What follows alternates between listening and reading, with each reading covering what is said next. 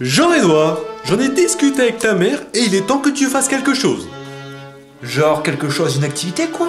Oui, une activité en dehors du temps scolaire. Alors, préfères-tu la musique, la peinture ou la sculpture?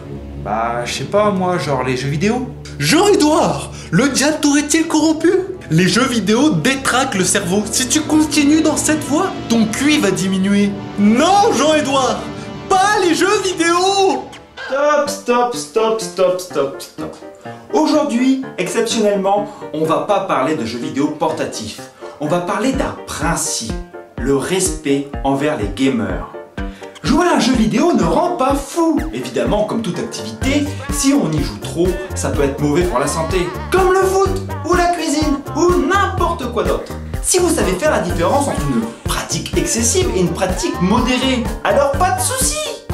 Non mais, entre nous, on est quand même majoritairement raisonnable.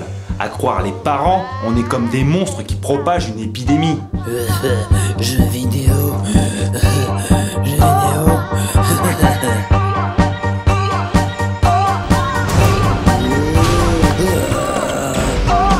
Vous êtes une fille ou un garçon raisonnable, ne vous en faites pas. Vous serez quand même victime de préjugés. Jean-Edouard, détache tes yeux de cet écran. C'est mauvais pour ta santé. Ne vous emportez pas. Répondez simplement. Non mais honnêtement papa, toi t'as combien? 2 ou 3 heures sur Facebook par jour? C'est vraiment meilleur pour la santé? Évidemment vos parents vont vous répondre. Ça n'a rien à voir. C'est un réseau social et c'est pour communiquer.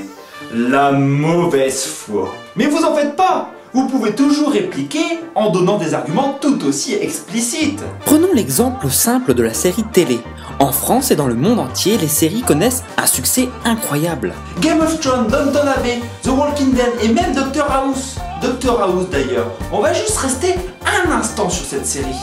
En général, un épisode dure entre 40 et 45 minutes pour une saison de 24 épisodes. Est-ce irraisonnable de rappeler qu'une série comporte 8 saisons, soit 144 heures de film? Alors qu'en général, la durée de vie d'un jeu, en moyenne, est inférieure à 10 heures. Les médias classiques parlent régulièrement de jeux vidéo. Et oui, on les voit souvent à la une d'un journal télé pour nous rappeler par exemple que GTA est la cause d'un meurtre sanglant aux États-Unis. Des consoles de jeux vidéo sont-elles dangereuses potentiellement pour les enfants? Est-ce qu'il y a des risques d'addiction, voire de conflits dans les familles? Merci les médias classiques de nous rappeler que les jeux vidéo font de nos enfants des délinquants. Et les sortir de là, ce sera encore plus dur à l'adolescence, avec un risque pour certains d'oublier de manger, de se priver de sommeil. Analysons juste une minute cette situation qui paraît comme désespérée pour les médias classiques. Grand Theft Auto est un jeu où l'on incarne une ou plusieurs personnes dans un monde ouvert, d'où le nom GTA-like. Un GTA-like, comme GTA, est un jeu qui adopte le même système. GTA, Grand Theft Auto, est un jeu assez simple. C'est un jeu où l'on incarne un ou plusieurs personnages dans un monde complètement ouvert et libre. Libre de tout. On peut par exemple assassiner, voler des voitures, se droguer, aller voir des prostituées, faire du vélo sur les voitures. Peu importe, on peut tout faire dedans. Et oui, un jeu vidéo est un produit culturel comme les autres, ce qui veut dire qu'il y a des recommandations d'âge intéressantes à regarder. Après tout, on ne met pas dans les mains d'un bambin un film pornographique. Il faut juste avoir le même réflexe avec les jeux vidéo. Si vos chers enfants s'identifient à des fous psychopathes, il ne faut pas oublier qu'il en est également de votre responsabilité. Une grande partie de la population a tendance à diaboliser les jeux. Vos enfants ne peuvent pas se transformer, pas de panique. On va le cacher. Il y a longtemps que vous êtes là? Vous allez quand même pas interdire à vos enfants de regarder Toy Story parce que Massacre à la tronçonneuse vous a choqué. Dans le jeu vidéo, c'est exactement la même chose. Il serait complètement absurde d'empêcher nos enfants de jouer à Mario parce que GTA est complètement dégueulasse. Il ne faut pas oublier que chaque jeu est une œuvre et chaque œuvre doit s'analyser indépendamment d'une autre. J'insiste sur un point. Quand vous choisissez un jeu vidéo, il y a quand même un tas de logos qui vous aident dans vos prises de décision.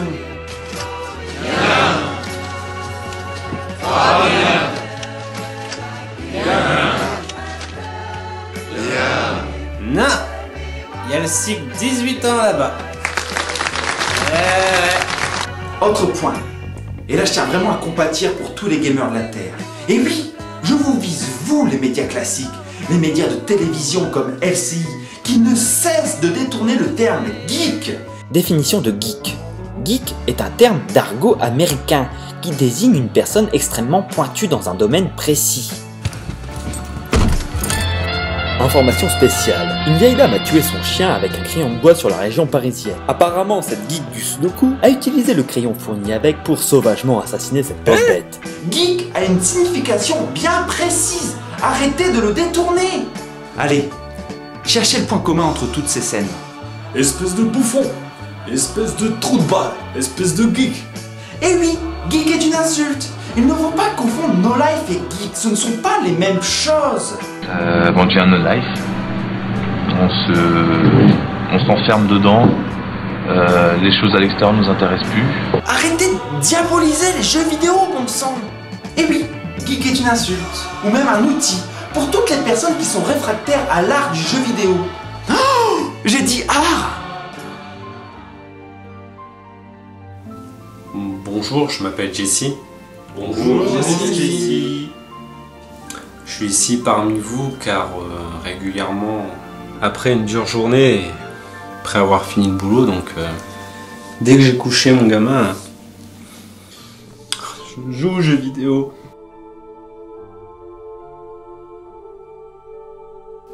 T'en fais pas, Jesse. On va te sortir de là. Jouer aux jeux vidéo est un loisir, un plaisir. Nous profitons d'un monde imaginaire pour nous échapper l'espace d'un instant de cette réalité. Est-ce mal? Suis-je coupable de quelque chose? Avant de réduire l'art du jeu vidéo, faisons preuve de clarté dans notre analyse. Toute personne réfractaire ou même ignorant à cet art, je vous en prie, écoutez juste. Un jeu vidéo est le produit d'une confrontation entre tous les arts possibles et imaginables. C'est un produit artistique qui demande des mois voire des années de travail avec des équipes extrêmement variées. L'univers d'un jeu repose avant tout sur un concept graphique proche de l'art pictural. Tout jeu vidéo digne de ce nom repose sur des concepts et des artworks. Un jeu vidéo repose sur un scénario intelligent et construit. On est donc en présence d'une nouvelle forme d'art. L'écriture doit être intelligente pour captiver le spectateur, comme dans un bon film. Certains jeux vidéo vous proposent des histoires extrêmement captivantes, aux intrigues multiples et à la mise en scène cinématographique. Toute ambiance, ou bien tout personnage dans un jeu vidéo est signalé par un thème qui est composé par un grand artiste. Encore maintenant, des orchestres interprètent partout dans le monde des morceaux du très célèbre Final Fantasy, ou encore de Mario, ou de Zelda. Certains jeux vidéo ont marqué l'histoire grâce à leurs thèmes inoubliables. Il ne faut pas oublier que Mario a instauré des thèmes historiques sur console 8 bits avec des contraintes incroyables. Cette vidéo est un message pour tout gamer, voire même pour tout youtubeur qui font l'objet de réflexions injustes et blessantes. Le pire, les amis, c'est qu'on est victime de nos proches, de nos amis et rarement d'inconnus. Vous n'êtes pas des aliens, des monstres, des assassins. Vous profitez activement d'un art participatif, respecté par des millions de personnes. Levez les yeux, les amis, soyez fiers, n'ayez pas peur d'être fan d'un personnage charismatique comme Sonic ou encore Solid Snake. C'est une passion comme une autre. On passe plusieurs heures dessus par semaine pour passer ce genre de message. On est toujours heureux de rencontrer des gens qui partagent cette passion. Il ne faut pas oublier qu'un jeu vidéo est avant tout la finalité d'années de travail. Nous continuerons à faire des vidéos afin de témoigner notre respect envers les gamers et les youtubeurs. Et pour tous les autres qui continuent de mépriser les gamers, même après notre argumentation, eh ben c'est pas grave, on continuera sans vous. Allez, on vous dit à bientôt pour une toute nouvelle histoire et promis, on repart avec nos consoles portables.